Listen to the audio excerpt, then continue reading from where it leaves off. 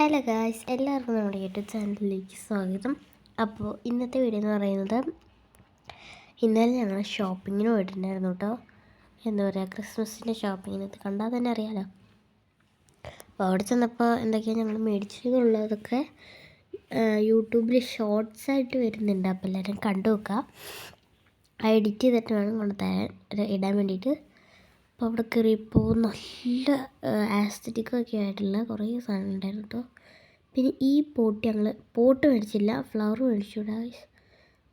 Pot അങ്ങനെ ഭംഗിയില്ല എന്നല്ല, കുഴപ്പമില്ല, ബട്ട് എന്താണെന്നറിയില്ല, മേടിച്ചില്ലായിരുന്നു.